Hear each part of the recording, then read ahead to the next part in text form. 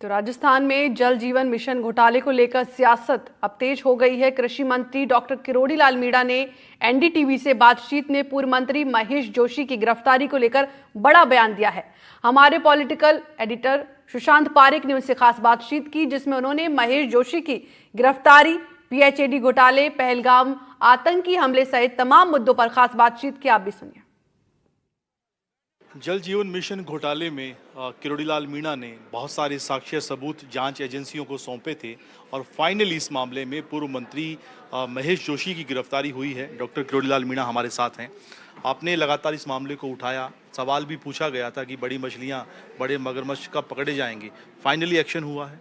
अंत में जो सबसे बड़ा वरिष्ठ लीडर कांग्रेस का जो जल जीवन मिशन के भ्रष्टाचार में लिप्त था, उसके प्रमाण हमने ईडी को दिए थे और उसका परिणाम ये निकला कि ईडी ने सारे साक्ष्य जुटाने में समय लगा।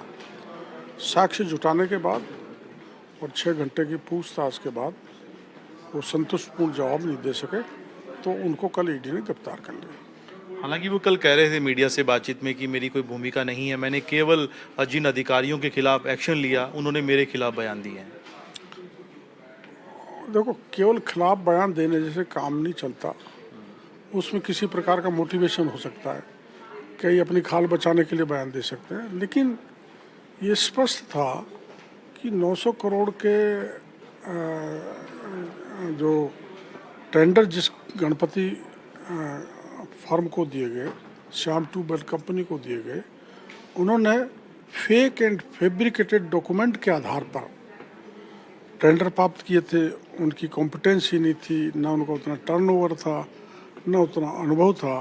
तो इरकॉन के लेटर पैड पर इस ढंग से फर्जी डॉक्यूमेंट प्रोड्यूस करके 900 करोड़ के डॉक्यूमेंट ले लेना और उनको में भी भारी भ्रष्टाचार फैला देना, ये एफसी के अधिकारी प्लस मंत्री भी उसी नोट शीट पे विराजे हैं जिसमें घोटाला हुआ है।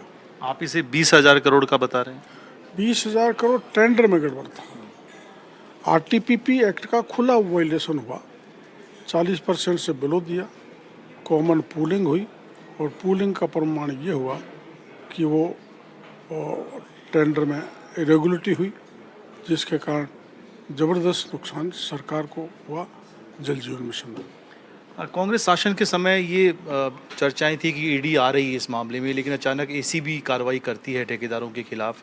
आपको लगता है उस वक्त भी ये सारा खेल रचा गया? कांग्रेस के राज में जो एसीबी ने जांच की, वो बड़े लोगों की खाल बचाने के लिए, जिसमें महेश जी थे, कुछ बड़े ब्यूरोक्रेट्स भी थे, ये कार्रवाई की। वो उससे मैं संतुष्ट नहीं हूँ। राजस्थान का कोई व्यक्ति उससे संतुष्ट नहीं है। एसीबी की जाँच बड़े लोगों को बचाने के लिए की गई थी। लेकिन अशोक गहलोत का बयान आया कि ये राजनीतिक प्रतिशोध से ज़्यादा कुछ भी नहीं है। ऐसा कुछ नहीं है, क्योंकि 2.25 साल से जिस मामले की साक्षी ईडी जुटा रही हो, जिसमें कई लोगों को गिरफ्तार भी किया, कई बेल आउट भी हो गए, कड़ी से कड़ी जोड़ने के बाद इनको पूछा है और इसमें कतई कोई राजनीतिक व्यू नहीं है। स्पष्ट प्रमाण माननीय महेश जोशी के खिलाफ थे, जिसके कारण ईडी ने उनको गिरफ्तार किया है। कुछ और बड़े नाम ईडी की रडार पर हैं, आपको लगता है? होनी चाहिए, क्योंकि इसमें कुछ बड़े ब्यूरोक्रेट्स भी शामिल थे। तो मेरी समझ में जब महेश जी पकड़े गए हैं तो वो ब्यूरोक्रेट्स भी पकड़े जाएंगे। पहलगाम का जिस तरह से डॉक्टर साहब जो आतंकी हमला हुआ बहुत दुर्भाग्यपूर्ण था। जयपुर का भी एक युवक उसमें शहीद हो गया। पीएम मोदी ने कुछ कड़े फैसले लिए हैं। क्या लगता है इसके बाद अब देश कुछ बड़ा करने वाला है, युद्ध की जैसी स्थिति है? अब ये तो नहीं कहा जा सकता युद्ध होगा, लेकिन प्रधानमंत्री जी का बयान जो आज हमको पढ़ने को मिला, उनका कहना ये है कि दुनिया के किसी कोने पर वो आतंकवादी छुपे होंगे, उनको इलाज किया जाएगा और ये होना भी चाहिए। पूरा देश ये चाहता है।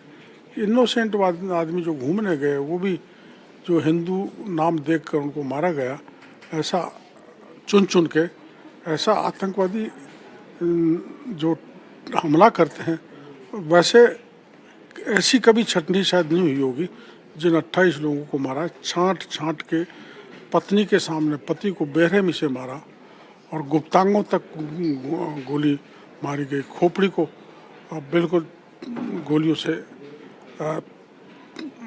चीर डाला, ऐसे जघन्य अपराधियों को तो सज़ा मिलनी चाहिए। सज़ा उस आका को मिलनी चाहिए जो इनको पाल रहा है और हमारे देश में अशांति पैदा करना चाहता, आतंकवादी हमले कराना चाहता है, वो है पाकिस्तान। उसका इलाज होना ज़रूरी है। ये मोदी जी करेंगे और ज़रूर करेंगे, ऐसा पूरा देश मान के चलता है, मैं भी मान के चलता हूँ। आपका बयान आया कि खून का बदला खून होना चाहिए। बिल्कुल होना चाहिए। क्या लेना, उनका क्या निर्दोष था बेचारों को, तो घूमने गए थे, भ्रमण पर थे, वो कोई एंटी सोशल एलिमेंट्स नहीं थे। और वहाँ टूरिस्ट बढ़ा है, पूरे जम्मू कश्मीर की इकोनॉमी का बैकबोन ही टूरिस्ट है, और उन टूरिस्ट पर हमला हो जाए और आप टूरिज्म को बर्बाद करें, वो भी कोई बात नहीं है, लेकिन आप हिंदू नाम के व्यक्ति को निशाना बना के मारें, ये चल नहीं सकता। उनका इलाज पुख्ता होगा, ज़बरदस्त होगा, ऐसा होगा जो पाकिस्तान भी याद रखेगा और आतंकवादी भी याद रखेंगे। और उसी दिन चैन की नींद देश के प्रधानमंत्री और हमारी पार्टी के लोग, बल्कि देश जब भी चैन की नींद लेगा तब उनका इलाज हो जाएगा, समूचा उनका विनाश कर दिया जाएगा। विपक्ष के नेता कह रहे हैं कि सुरक्षा में भी बड़ी चूक हुई है, वहाँ पे एक भी सिक्योरिटी जो है कर्मी तैनात नहीं था, इसकी भी जांच होनी चाहिए। इसकी मेरे को जानकारी नहीं है, कुछ न कुछ हुआ होगा तो प्रधानमंत्री जी इस मामले में भी गंभीर हैं। आखिर सिक्योरिटी तो अलर्ट रहनी चाहिए, कोई लैप्स रहा होगा तो मोदी जी उसको छोड़ने वाले नहीं हैं। किरोड़ीलाल जी, आपके पुराने जो साथी हैं हनुमान बेनीवाल, आप एक मुद्दे को लगातार उठाते रहे, सरकार से आपने मांग भी की एसआई भर्ती परीक्षा रद्द होनी चाहिए, उस पर कोई फैसला अभी तक नहीं हो पाया, मामला कोर्ट में है। अब ये मामला हनुमान बेनीवाल उठा रहे हैं। अच्छी बात है, कोई भी उठाए, हनुमान जी उठाएं या कोई भी पार्टी, कोई दल, कोई नेता उठाए, लोकतंत्र में ऐसे आंदोलनों का मैसेज जाता है और सरकार भी, कोई भी सुनवाई होती है।